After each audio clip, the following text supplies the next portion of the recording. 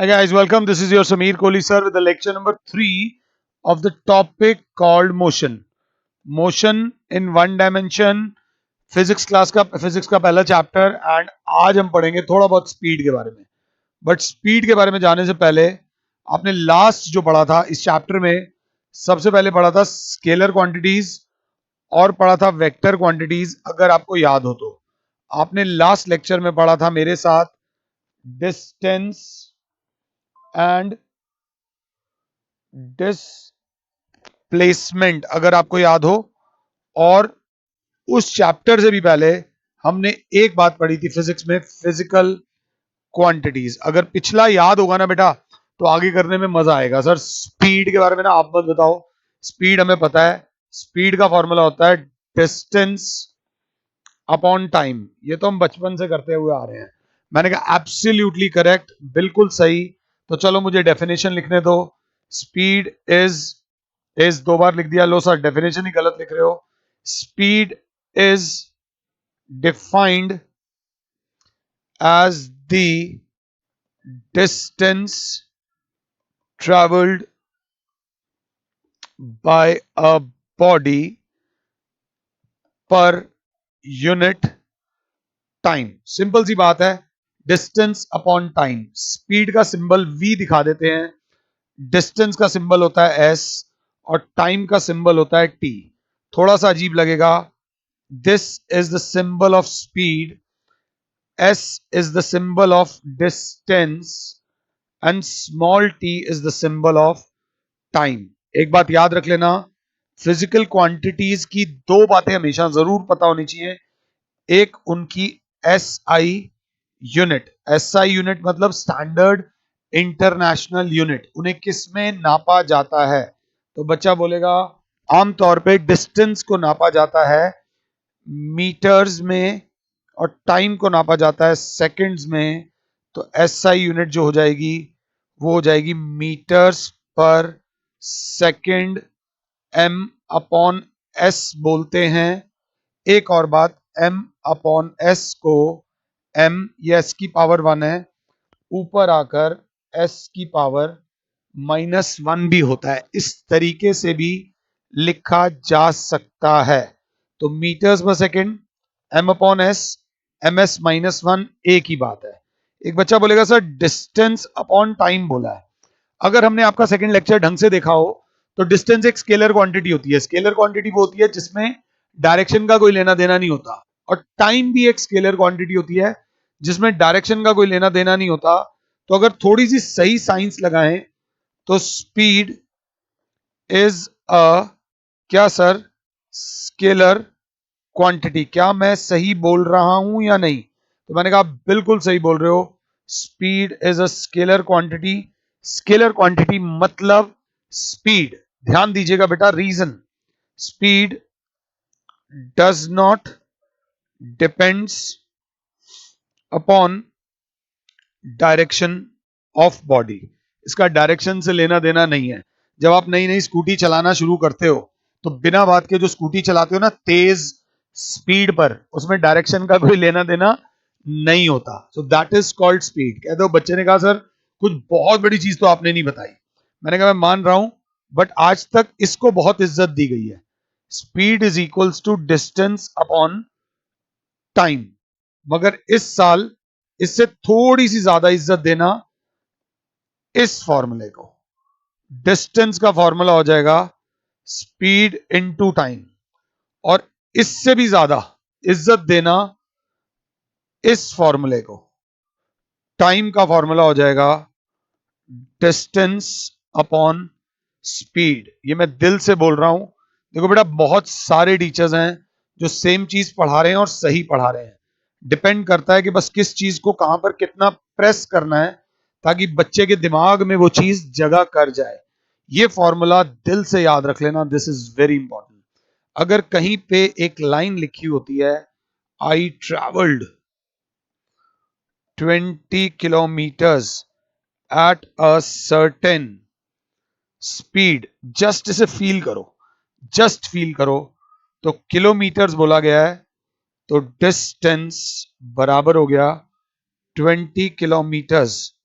Certain speed के किसी speed पे ट्रैवल करा है, वो स्पीड नहीं दे रखी, तो स्पीड ले लोगे इस केस में x किलोमीटर्स पर आवर। तो जो टाइम का फॉर्मूला जिस बच्चे को याद होगा वो बोलेगा सर टाइम बराबर होती है डिस्टेंस अपॉन स्पीड, तो टाइम हो जाएगा 20 upon x hours. 20 upon x hours. इस चीज को बस एक बार फील कर लो। आपको एक चीज दे रखी थी, एक आपने लेट करी, एक दे रखी थी, एक आपने लेट करी, और एक चीज आपके हाथ में आ गई। इतने में एक बच्चे ने बोला सर आपने हमें बोला स्पीड की एसआई यूनिट होती है मीटर्स पर सेकेंड, और अभी पीछे आप करा रहे थे किलोमीटर्स पर आवर। तो जरा इज्जत से, what is the relation between kilometres per hour and metres per second? This is very important question. कई बार 12th के बच्चे भी इसमें फंस जाते हैं, 10th में भी इसके ऊपर बेस्ड न्यूमेरिकल्स आते हैं, फिजिक्स में नहीं आते, वॉल्यूम्स में आ जाएंगे। वॉल्यूम्स एंड सरफेस एरिया एक चैप्टर है, उसके अंदर इसके न्यूमेरिकल्स आ जाएंगे, तो थोड़ा सा ध्यान से देखना। अब देखते हैं किलोमीटर्स पर आवर, और यहां पर बैठा हुआ है मीटर्स पर सेकेंड। किलोमीटर्स को मीटर्स में करने के लिए हम मल्टीप्लाई करते हैं 1000 से, because 1 kilometre contains 1000 metres. 1 hour में होते हैं 60 मिनट्स। सर मिनट्स की बात नहीं हो रही, सेकंड्स की हो रही है। 1 आवर में होते हैं 60 × 60 सेकेंड्स। अगर आपने पढ़ा हो तो 1 आवर में होते हैं सर 3600 सेकेंड्स। तो 1 आवर को सेकेंड में कन्वर्ट करने के लिए 3600 से मल्टीप्लाई करेंगे, तब जाके आंसर मीटर्स पर सेकेंड में आएगा। इसे कन्वर्जन बोलते हैं। अभी बताता हूं अच्छे तरीके से। बच्चा कहेगा सर ये एक जीरो से एक जीरो गया, ये एक जीरो से एक जीरो गया, ये तो आपस में ही लड़ रहे हैं। 2 5 जा 2 18 जा। This is a very important tip कि किलोमीटर्स पर आवर को 5/18 से जब आप मल्टीप्लाई कर दोगे तो मीटर्स पर सेकंड में आ जाएगा। Kilometres per hour to metres per second. और अगर यहां से यहां जाना हो, अगर यहां से यहां जाना हो तो क्या करें?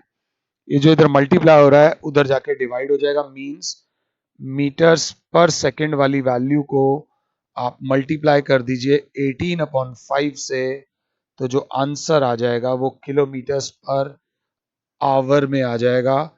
अगर दिक्कत आई हो तो एक बार रिवाइंड करके दोबारा देख लीजिए। ये चीज आपको अपने साथ काफी टाइम तक रखनी है, जब तक 12th नहीं हो जाती और आगे कॉम्पिटिटिव एग्जाम्स भी देने जाओगे तब भी बहुत ज्यादा जरूरी है। एक बार और लिख देता हूं, किलोमीटर्स पर आवर को 5/18 से जब मल्टीप्लाई करते हैं तो मीटर्स पर सेकंड में आ जाता है, और मीटर्स पर सेकंड को 18/5 से जब मल्टीप्लाई करते हैं तो किलोमीटर्स पर आवर में आ जाता है। ये एक स्टैंडर्ड कन्वर्जन है। ये जहां पर भी आप पढ़ते हो अपने पढ़ने वाली दीवार पे ये लिख लेना। मैंने आपको बोला who is running fast, Ram at 72 kilometres per hour, और Bablu at 15 metres per second. तो ऑब्वियसली दोनों का कंपैरिजन अभी करना थोड़ा गलत होगा, क्योंकि एक की स्पीड किलोमीटर्स पर आवर में है और एक की स्पीड मीटर्स पर सेकेंड में है। तो या तो किलोमीटर्स पर आवर को मीटर्स पर सेकेंड में कर दो, या मीटर्स पर सेकेंड को किलोमीटर्स पर आवर में कर दो। आपका जो दिल करे। तो सबसे पहले लिखोगे converting Ram's speed in meters per second 72 kilometers per hour into 5/18। Value अपनी मर्जी से दी है ना, तो 18 1 जा 18, 4 जा 4 into 5 is 20 meters per second। Ram's speed in meters per second at 20 meters per second। Bablu's speed in meters per second है 15 meters per second। Therefore Ram, अगर क्लास 7 है तो Ram is traveling faster than mister Bablu. ये बात याद रख लेना, जब भी दो चीजों को कंपेयर किया जाता है तो सेम मापदंड में, अगर मैं कैरम बोर्ड में बहुत अच्छा हूं और आपको भी लगता है आप कैरम बोर्ड में बहुत अच्छे हो, तो हम दोनों में कंपैरिजन किया जा सकता है। कैरम बोर्ड में I am good in playing tennis and you are good in playing cricket, तो हम दोनों के बीच में कंपैरिजन नहीं हो सकता। उस गेम में जाकर कंपैरिजन होगा जहां पे तुम और मैं बराबर मैच करोगे। तो ये बात याद रख लेना। थोड़ा बहुत इंट्रोडक्शन दिया मैंने आपको स्पीड के बारे में। अब आ जाओ थोड़ा सा रियल लाइफ में। रियल लाइफ में क्या होता है, आपको इस वर्ड का मतलब पता है? ये वर्ड बहुत आने वाला है, ध्यान से देख लेना। सर ये हमारे स्कूल में होती है। आपको पता है यूनिफॉर्म क्यों होती है? यूनिफॉर्म स्कूल की, हर स्कूल की एक यूनिफॉर्म क्यों होती है? इसके बहुत सारे रीजंस होते हैं। एक तो उस यूनिफॉर्म से पता चल जाता है बच्चा कौन से स्कूल का है, और एक और बात पता चल जाती है, यूनिफॉर्म इसलिए दी जाती है ताकि बच्चों में भेदभाव ना हो सके। जब आप एक स्कूल की यूनिफॉर्म पहन के आते हो तो आपके क्लास टीचर में को पता है सब बच्चों ने सेम यूनिफॉर्म पहनी है, और क्योंकि सबने सेम यूनिफॉर्म पहनी है तो सब बच्चे मेरे लिए बराबर है। कौन अमीर का बेटा है कौन गरीब का बेटा है, it doesn't really matters. What matters is आप सब बराबर हो। अब एक यूनिफॉर्म और एक चीज और, टाइम। इस देश का सबसे अमीर आदमी का नाम लिख दो, इस देश के सबसे गरीब आदमी का नाम लिख दो, दोनों को एक दिन के अंदर, एक दिन के अंदर 24 घंटे मिलते हैं। अब बस फर्क सिर्फ इतना है कि उस 24 घंटे को कौन कैसे यूटिलाइज करता है। सो टाइम इज वन थिंग जो दुनिया में सबको इक्वल क्वांटिटी में मिलती है। हाँ ये कह सकते हो कोई अमीर घर में पैदा होता है कोई गरीब घर में पैदा होता है, किसी को प्रिविलेज ज्यादा मिलती है किसी को प्रिविलेज कम मिलती है, बट एक बात याद रख लेना, समय एक ऐसी चीज है जो सबको बराबर मिलती है। तो अब एक और बात, अगर मैं एक बच्चे ए को भागने को कहता हूं और उसके टाइम इंटरवल्स देखता हूं 10 सेकेंड्स 10 सेकेंड्स 10 सेकेंड्स, और बच्चे बी को भी कहता हूं तू भी भाग, तो अगर 10 सेकेंड्स 10 सेकेंड्स 10 सेकेंड इसको दी हैं तो इसको भी 10 सेकेंड 10 सेकेंड 10 सेकेंड का ही टाइम दूंगा ताकि कंपेयर कर सको इक्वल इंटरवल्स ऑफ टाइम। अगर अनइक्वल दूंगा तो मेरे लिए भी मुश्किल हो जाएगी और उनके लिए भी मुश्किल हो जाएगी। तो मैंने देखा बच्चे ए ने शुरू के 10 सेकंड में 20 मीटर भागा, अगले 10 सेकंड में भी 20 मीटर भागा, अगले 10 सेकंड में भी 20 मीटर भागा। तो बच्चा बोलेगा ये सेम स्पीड से भाग रहा है। बच्चा बी जो था शुरू के 10 सेकंड में 20 मीटर भागा, अगले 10 सेकंड में 35 मीटर भागा, और अगले 10 सेकंड में 5 मीटर भागा, ध्यान से, या 15 मीटर भागा। तो बच्चा कहेगा इसकी स्पीड सेम नहीं रह रही। स्पीड सेम नहीं रह रही कोई वर्ड नहीं होता, उसके लिए एक वर्ड यूज करते हैं, नॉन यूनिफॉर्म। जब आप स्कूल से आ जाते हो घर के कपड़ों को क्या कोई यूनिफॉर्म नहीं बोलते? That is called non uniform. अब स्पीड भी दो तरीके की होती है, ध्यान से, एक होती है यूनिफॉर्म स्पीड और एक होती है नॉन यूनिफॉर्म स्पीड। क्योंकि मैं डेफिनेशन करा नहीं पा रहा तो मैं गाड़ी वाड़ी बना के थोड़ा सा अपना टाइम पास कर रहा हूं, क्योंकि मेरे को इनकी डेफिनेशन नहीं आ रही। One is called uniform speed and other is called non uniform speed. तो बच्चे ने कहा घबराओ नहीं, मैं आपको बताता हूं। यूनिफॉर्म स्पीड के केस में बॉडी ने 20 मीटर में 10 सेकेंड, 20 मीटर 10 सेकेंड में 20 मीटर, 10 सेकेंड में 20 metre. A body is said to be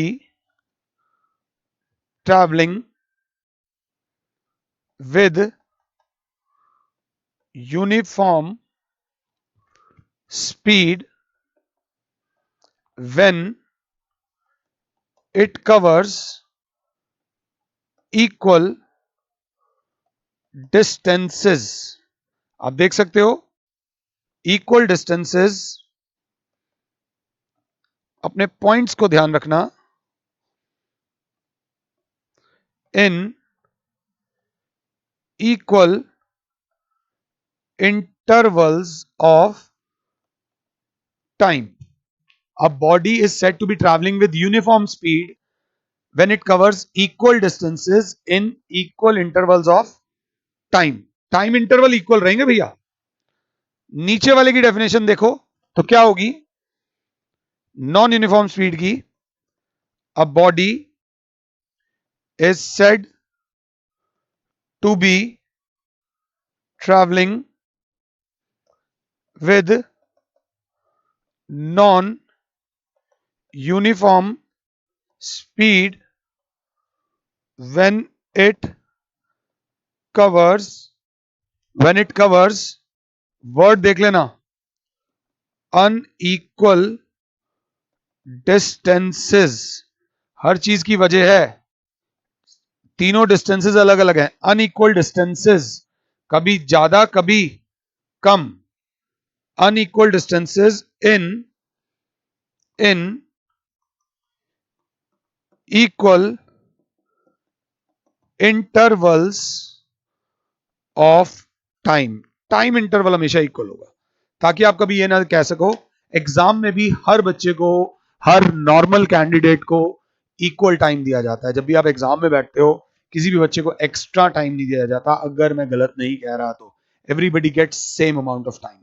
one is called uniform speed and another is called non uniform speed. चलो अब थोड़े से पंगे ले रहा हूं, ऐसे ही ऐसी मस्ती कर रहे हैं। आपको लाइफ में दो बातें बता दूं, एक चीज होती है डिपेंडेंट और एक होती है इंडिपेंडेंट। डिपेंडेंट चीज का एग्जांपल दो तो मैं एग्जांपल दे दूंगा, you are dependent on your parents. ठीक है, तो बच्चा बोलेगा सर ऐसे तो you are also dependent on your parents. मैंने कहा यस। बच्चा बोलेगा और लो, you are also dependent upon society. जी हाँ, हम जिस समाज में रहते हैं हम उस पर डिपेंड करते हैं। समाज अच्छा होगा तभी हम अपने आप को सरवाइव कर पाएंगे। प्लीज मेरी बात समझना। बच्चे ने कहा इंडिपेंडेंट का एग्जांपल दो, तो मैंने कहा इंडिपेंडेंट का एक ही एग्जांपल है, that is time. Time is an independent quantity. अगर दुनिया भी इसे में रुक जाए ना तो भी टाइम नहीं रुकेगा। Time stays for nobody. Mahatma Gandhi ने इतना कुछ करा इस देश के लिए, इनफैक्ट उनका भी टाइम आया और वो धरती छोड़कर चले गए। तो टाइम एक ऐसी चीज है जो किसी पर डिपेंड नहीं करती। Time keeps on moving moving moving moving. इसका मतलब क्या है, बेसिकली मैं आपको थोड़ा बहुत इसके बारे में बताना चाहता हूं। Graph, graph means graphical representation of motion. आराम से चलना। वीडियो लेक्चर्स का फायदा क्या होता है, कहीं कोई दिक्कत हो रिवाइंड करके दोबारा देख लो। तुम अभी उस स्टेज में नहीं हो, बट जब आप 9th में आए हो ना, एक मेरी तरफ से एक एक्सपेरिमेंट करके देखना। कोई भी एक चैप्टर को 3 बार करके देख लेना। कोई भी एक चैप्टर, छोटे से छोटा चैप्टर, जब आप पहली बार करोगे समझ आ गया, पूरा सॉल्व भी हो गया, फिर भी उसे दोबारा करना, देखना उसी में से कुछ नई चीजें निकलेंगी। और जब आप तीसरी बार करोगे तो उसमें से और कुछ नई चीजें निकलेंगी और आपकी कमांड हो जाएगी उस टॉपिक पे। तो वीडियो लेक्चर्स का सबसे बड़ा फायदा ये होता है कि उसको 1, 2 और 3 बार अगर देख लिया ना, then it is in your brain. अब आपसे कोई वो नहीं छीन सकता। तो जब ग्राफ हम पढ़ेंगे ना, ग्राफ में एक ये लाइन होती है, इस लाइन को बोलते हैं हॉरिजॉन्टल एक्सिस, और एक ये लाइन होती है, इस लाइन को बोलते हैं vertical axis. Vertical, horizontal. Horizontal axis पे जो वैल्यू होती है वो इंडिपेंडेंट होती है, और वर्टिकल एक्सिस पे जो वैल्यू होती है वो डिपेंडेंट होती है। स्पेलिंग के पीछे मत भागना। लेफ्ट वाली साइड को बोलते हैं एक्स डैश, राइट वाली साइड को बोलते हैं एक्स, ऊपर वाले को बोलते हैं वाई, नीचे वाले को बोलते हैं वाई डैश। हल्का सा कर लेना, जहां पर ये एक्सिस मीट करते हैं इसको ओ बोलते हैं, ओरिजिन। हल्के से पंगे ले रहा हूं, ज्यादा पंगे नहीं ले रहा। मैंने अभी आपको बताई यूनिफॉर्म स्पीड, फिर क्या बताई नॉन यूनिफॉर्म स्पीड। ऐसे ही खाली बैठे हुए थे। अगर आप साथ हो तो इस साल आपने ग्राफ दो तरीके के पढ़ने हैं। एक ग्राफ होगा डिस्टेंस टाइम ग्राफ और एक होगा स्पीड टाइम ग्राफ। इसको एक और नाम से बताएंगे, इसको भी एक और नाम से करेंगे, बाद में करेंगे।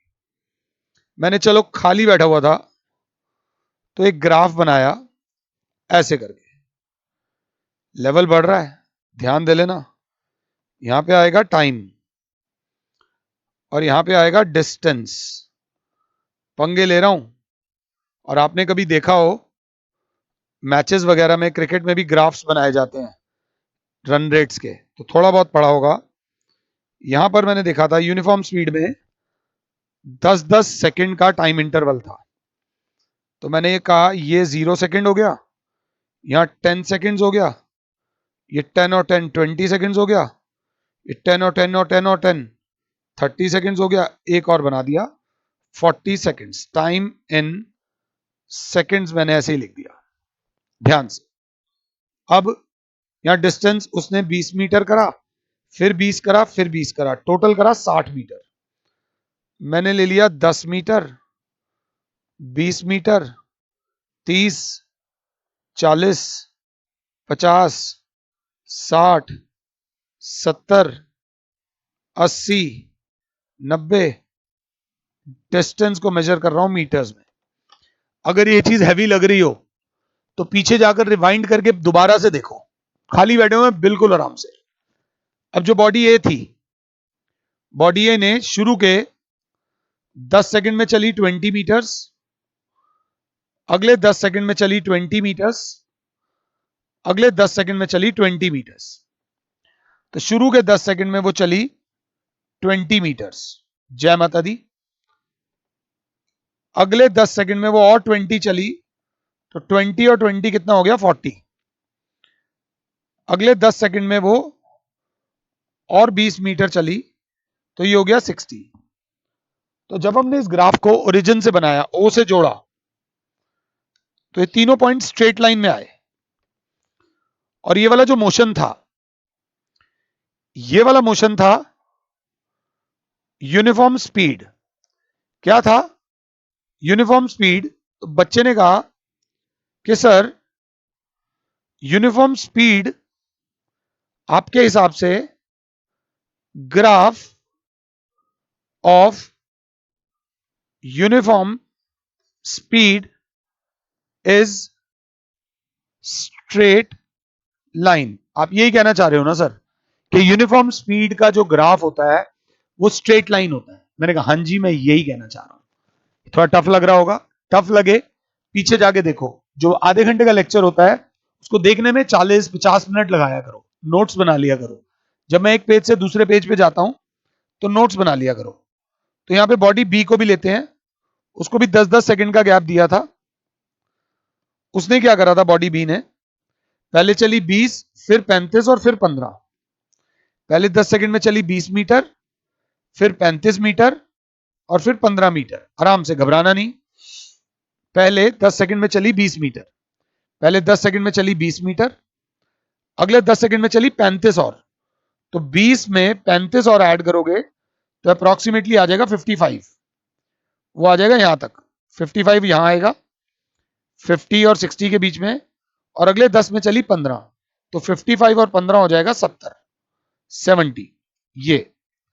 अब जब इस ग्राफ को मैं बनाने जाऊंगा और मैं बोलूं ये स्ट्रेट लाइन में आ रहा है, तो वो तो धोखा हो जाएगा। जब हमने इस ग्राफ को बनाने की कोशिश करी तो ये ग्राफ कुछ ऐसा बना। इस ग्राफ को हम क्या बोलेंगे? जो है वो बोलेंगे, जबरदस्ती नहीं बोलेंगे। इस ग्राफ को बोलेंगे कर्व्ड लाइन। मैं थोड़ा सा ज्यादा लेवल पढ़ा रहा हूं इसलिए घबराना मत। यही चीज दोबारा भी बताऊंगा। नॉन यूनिफॉर्म मोशन जो है वहां पर graph of non uniform,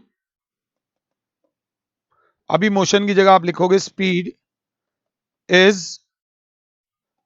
curved line, अगर समझ आया हो तो। ये थोड़ा सा एक बड़ा सा बम मैंने आपके ऊपर डाल दिया था। The graph of uniform motion is straight line and the graph of non uniform speed is curve line. मैं बोल स्पीड रहा हूं, मोशन स्पीड में है, मतलब body is changing its position with respect to its surrounding, and since the body is changing its speed with respect to its surrounding, तो motion में है। तो जो यूनिफॉर्म स्पीड में बॉडी है उस मोशन को बोलते हैं यूनिफॉर्म मोशन, और जो नॉन यूनिफॉर्म स्पीड में बॉडी है उसको बोलते हैं नॉन यूनिफॉर्म मोशन।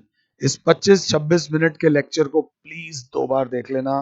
मैंने अभी आपको बताया है क्या, एक सर आपने बताया है यूनिफॉर्म स्पीड, जिसको आपने बदल के अब बोल दिया मोशन, और फिर आपने एक वर्ड बताया नॉन यूनिफॉर्म स्पीड, और स्पीड के ब्रैकेट में आपने लिख दिया मोशन।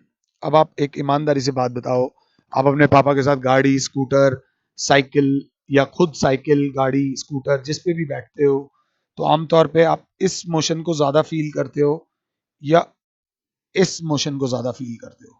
तो आप कहोगे मेरे ख्याल से आपका आंसर ये आना चाहिए, क्योंकि यूनिफॉर्म मोशन में ट्रैवल करना थोड़ा सा डिफिकल्ट होता है। जब आप घर से निकलते हो तो आपकी गाड़ी की स्पीड 0 होती है, फिर धीरे धीरे वो बढ़ती है, फिर जाकर रेड लाइट पे रुक जाती है, फिर जैसे खाली रोड मिलती है स्पीड बढ़ती है, फिर ट्रैफिक में स्पीड कम हो जाती है। तो आम तौर पे जो मोशन हम जिस मोशन से गुजरते हैं वो होता है नॉन यूनिफॉर्म मोशन। कभी स्पीड ज्यादा होती है, कभी स्पीड कम होती है। प्लीज मेरी बात सुनना। चलो आओ थोड़ा सा बिजनेस करते हैं। बिजनेस की एक खास बात बता देता हूं। बिजनेस में इंसान जितना मर्जी फायदा कमा ले या जितना मर्जी नुकसान कर ले, मगर वो कभी ये नहीं बता सकता कि मैं कल एग्जैक्टली कितना कमाऊंगा, परसों कितना कमाऊंगा, उससे अगले दिन कितना कमाऊंगा, उससे अगले दिन कितना कमाऊंगा। हाँ, अगर आप सरकारी जॉब में हो तो आप बता सकते हो कि आपकी पर डे की इनकम क्या है, क्योंकि आपको सैलरी उतनी ही मिलनी है। उसको आप डिवाइड कर लो नंबर ऑफ डेज से, आपकी एक दिन की सैलरी आपको पता चल जाएगी। मगर बिजनेस में कभी इनकम ज्यादा होती है, कभी कम। तो क्या वजह होती है कि पापा बिजनेस कंटिन्यू करते हैं? तो पापा एक वर्ड यूज करते हैं, ध्यान से देखना, एवरेज। हर इंसान ने अपने लिए एक एवरेज सोची होती है। आज कम कमाई हुई कोई बात नहीं, कल ज्यादा हुई कोई बात नहीं, उससे अगले दिन ठीक हुई कोई बात नहीं, उससे अगले दिन और ज्यादा हुई। बिजनेस पापा कब तक कंटिन्यू रखेंगे? जब इन चारों दिन की कमाई डिवाइडेड बाय 4, अगर उनकी एवरेज जो उन्हें चाहिए वो मिल रही है तो योर पापा इज स्माइलिंग कि बिजनेस ठीक चल रहा है। अगर एवरेज से ज्यादा मिल रही है, योर पापा इज लाफिंग, वाह और ज्यादा मिल रहा है। भगवान ना करे एवरेज से कम मिल रहा है, then your father is sad कि कम मिल रहा है। तो वैसे ही यूनिफॉर्म स्पीड तो वो होती है कि सेम स्पीड पे आप चल रहे हो। नॉन यूनिफॉर्म स्पीड होती है कि कभी आपकी स्पीड ज्यादा हुई, कभी आपकी स्पीड ठीक हुई, कभी आपकी स्पीड कम हुई, फिर आपकी स्पीड ज्यादा हुई।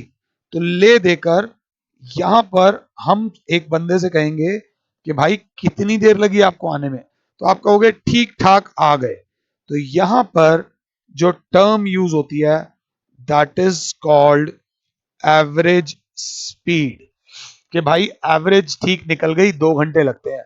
अब मैं अपनी सिस्टर, मैं दिल्ली में रहता हूँ, मेरी सिस्टर अम्बाला में रहती है, तो हम दिल्ली और अम्बाला जब जाते हैं तो बीच में रुकते भी हैं, पेट्रोल कभी कभार भरवा लेते हैं, टोल पर भी रुकना पड़ता है, बट ले देकर हमें पता है ऑन एन एवरेज हम 3.5-4 घंटे के अंदर अम्बाला पहुंच जाते हैं। ये हमारी एवरेज है, प्लीज बात समझना। तो वैसे ही अब जरा ध्यान से देखना, what do you understand by the term average speed?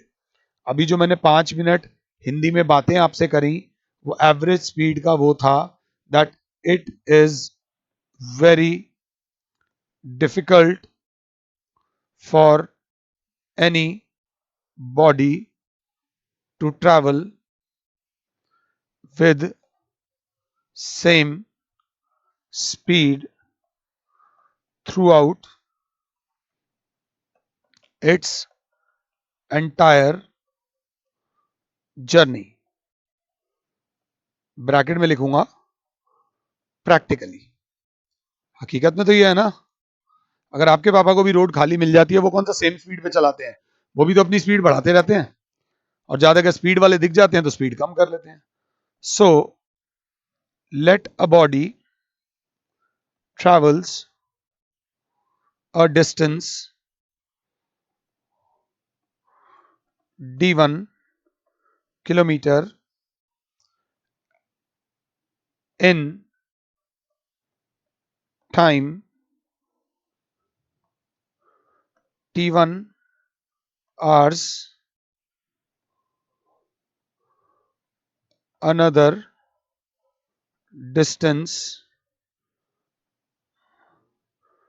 d2 kilometers in t2 hours, and so on. d1 travel करा t1 घंटों में, d2 ट्रैवल करा t2 घंटों में, so on. Hence average speed of the, ध्यान से देख लीजिएगा, body is given by v average. Speed का सिंबल v था, d1 plus d2 upon t1 plus t2, और d1 plus d2 plus d3 dot dot dot upon t1 plus t2 plus t3 dot dot dot. जितने भी distance के intervals हैं उनको divide कर देंगे उतने ही टाइम इंटरवल से।